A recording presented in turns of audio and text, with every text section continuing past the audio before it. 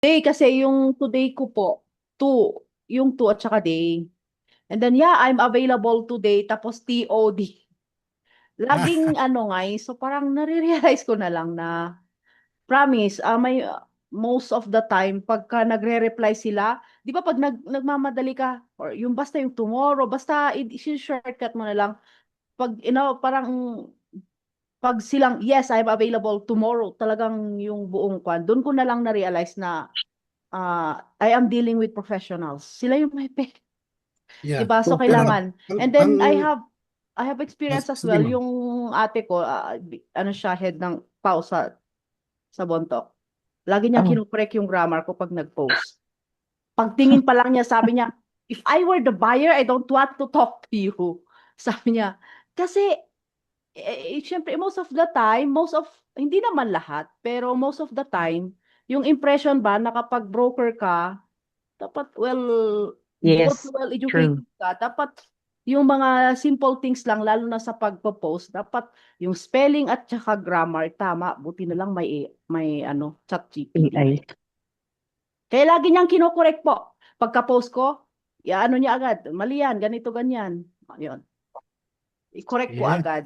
And it Ah, helps a lot. Oo. Ano yan, meron ng susunod eh. Siguro hindi na ako Oh, magtatawag, may nagre-raise na or may, sa mga mukha ng iba eh. Super Alam na. guilty. Can I talk? Sige. 'Di ba, yan yung sabi ko last time, no, yung may basta may discussion tayo last week. Nasabi ko, oh my gosh, kailangan nating bumalik sa tawag nito, yung ganyan, yung English na yan talaga kasi ako talaga ano, aminin ko. Ala shucks, yung spelling ng tomorrow, niya ka din di spelling di tomorrow. Check ko pa kay AI. Kasi ano, natuto na ano na tayong ano, puro shortcut. Tapos itong mga bata, may portion, meron sa kanila na yung kunyari, ano na yun, parang I don't know, IDK, ganun na nga yung ano nila. So sabi ko, bakit ganun na? Minsan naano ko na rin, na-adapt ko na rin. So one time na-realize ko hindi siya maganda talaga. Tapos, um, yun nga, yung pronunciation din natin, ganyan. Tapos, basta super guilty ako dyan sa topic na yan. So I think we need to go back sa ano, sa basics yun, lalo sa grammar talaga. Yun. yeah. Yes. O Ma'am Joby, ikaw na. Alam ko, may gusto kang sabihin. Ako, super guilty ako. Lagi akong naano na dyan. Nakukot ako ni Sergio. Mali yung ano mo, spelling. Kasi nasanay tayo sa mga shortcut talaga. Tapos, pag kahit mag-chat ako sa kanya, mag-chat ako, ganito, ganito. Tapos sabi niya, ma'am, mali po yung ano, yung ano po, yung grammar mo. Pakipalitan, ganito, ganito. So, yun, nasasanay kasi tayo. Kaya, yun, buti na lang talaga tama si Ma'am Doris, may chat GPT na. Kung wala si chat GPT, ay paano na tayo? Parang nakalimutan na natin yung mga spelling ba. So, back to basic tayo. Kailangan natin ayusin din talaga. Kasi sa real estate, kailangan talaga maging, kahit yung ultimong pag-post natin, caption natin, kailangan maging professional. Kasi tinitignan talaga. Tulad ng sinabi ni Ma'am Winnie, yun, na-relate din ako doon. Na kailangan pag once na nasa real estate ka, syempre, professional. Yung mga bumibili dyan, hindi naman yung bumibili lang dyan sa palengke na walang pakialam sa kung ano man ang grammar mo dyan. Pero this time kasi, di ba, ang bumibili sa atin, mga investor, yung mga, alam mo na, yung mga talagang educated person na ultimong isang single word, nilitignan nila kung tama ba yung grammar nito na ano tayo. So, I think we need to, back to basic, na kailangan natin tignan din natin. Maging mindful na tayo sa mga grammar or mga, anong tawag doon, yung spelling. Kasi doon din ako na, talaga. Okay? Yun, Yes. guilty. Super guilty ako. Back to you, Sir Ed. No. At thank you very much. Maraming salamat sa inyo. Especially pag foreigner. Especially pag foreigner yung client, you have to force yourself really to align with their standard eh. Di ba? Kasi minsan kahit small things pinapansin talaga eh. So, it's just us being professional naman. It's not something which is personal. But it's just good to know na, pagka professional yung mga kausap, ayan, mga doktor, abogado, executive, VIP siguro. So, it's just a winner. Pero masarap. Masarap naman na, kunyari, nakakagawa ka ng sarili mong caption sa mga properties na pinopost mo. Or, sino ba sa inyo yung ano, when was the last time when you post a certain property that you are the one who did the caption, the detailing ng pinopost nyo. Even yung call to action. Yeah. When was the last time that you actually did it yourself? So yun yung tanong doon eh. And then, even yung mga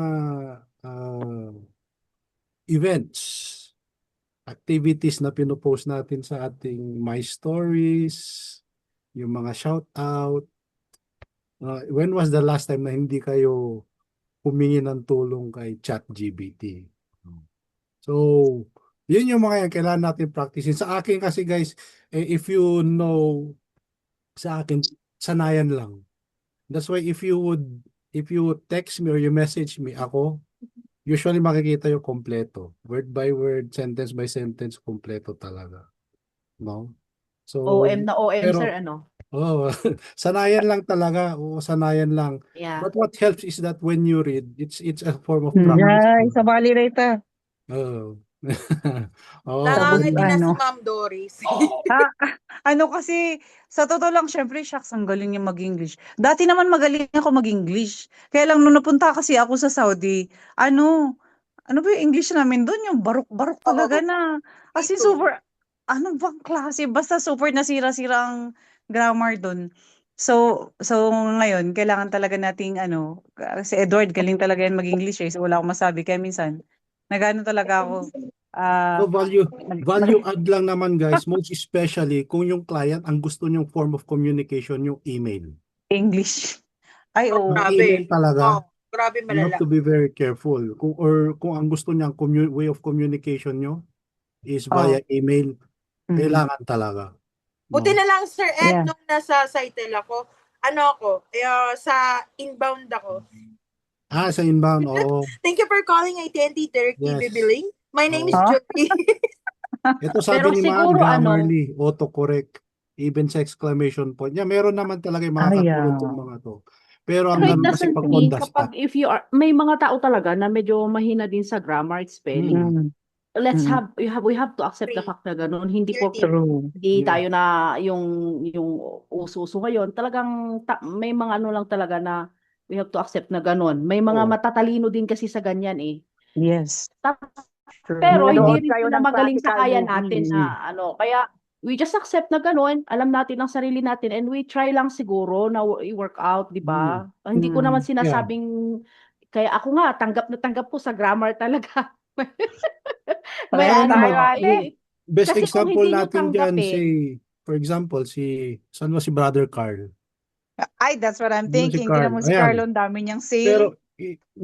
nakakabenta. So yes. value add lang talaga na marunong tayo, especially sabihin mo na. Although I know si Carl, di ba, Carl, pagka foreigner or English spokening yung client, talagang hinahanap niya ako, pinapasa niya sa akin.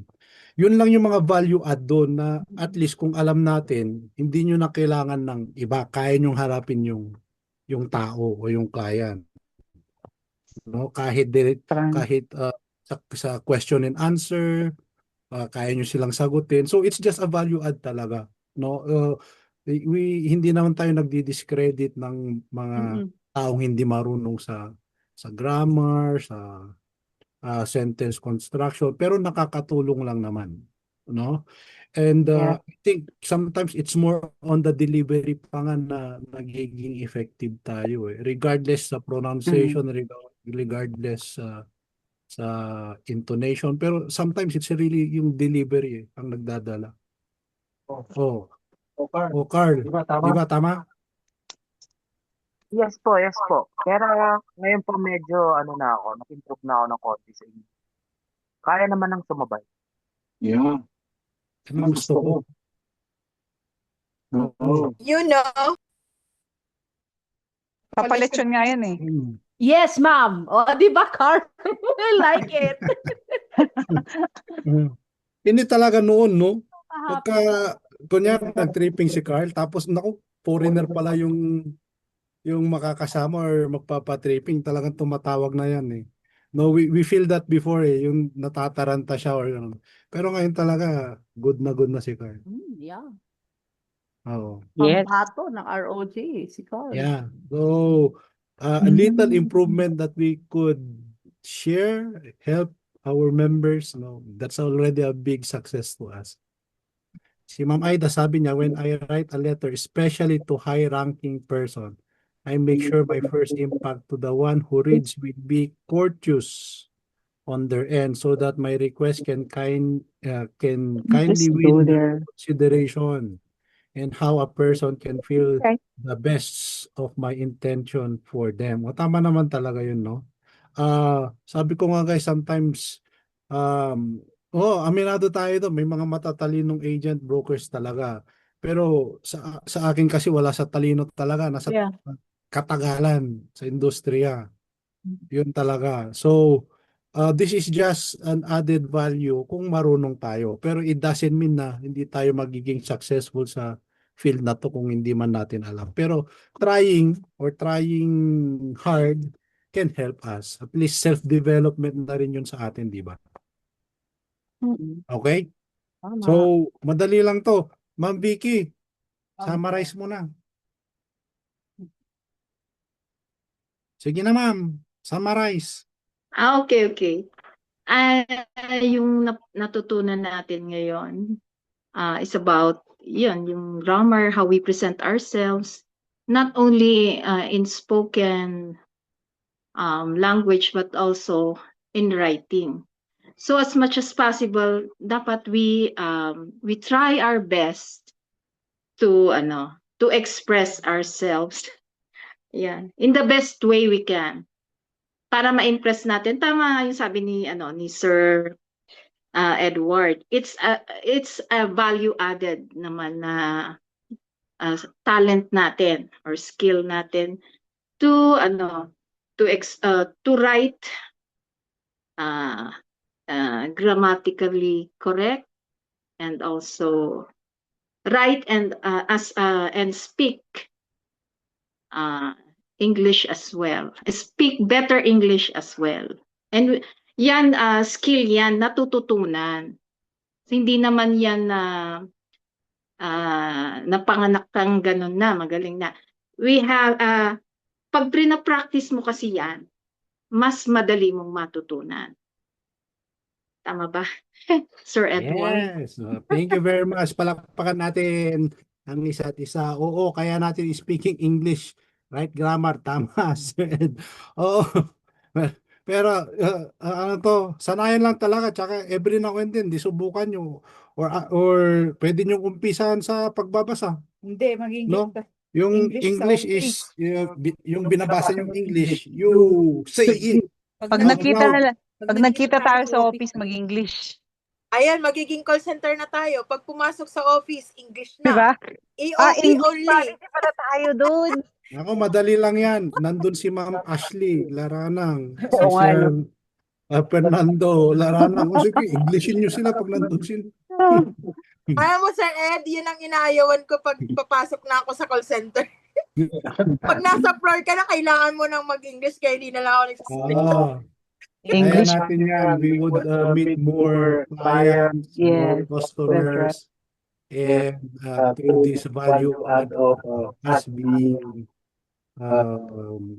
versed sa sentences, grammar. So, the more that they will come to us. Kasi part ng pag-trust yun. Di ba? Okay? O, patay naman yan. Yes. Okay. Okay, mag-move on na tayo. Thank you very much. Do you have any question or other comments before we end the topic? Kasi I need to tell something. Okay na? Okay na tayo?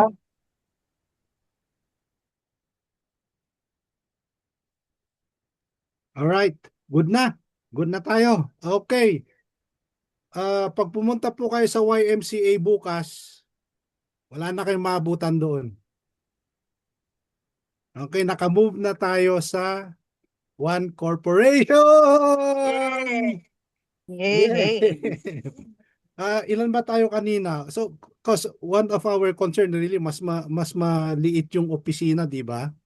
Pero marami naman kami kanina, medyo okay pa naman. Oh, organized kasi, sir. Oo, we just do not, tsaka makalat pa kanina, di ba? Pero I think nakakagalaw naman tayo eh. Maganda yung atmosphere. So, if you could visit, ano na ba yung address natin? Oo nga, dapat Yung baba pa eh. maganda tayo. Ano ba yung address?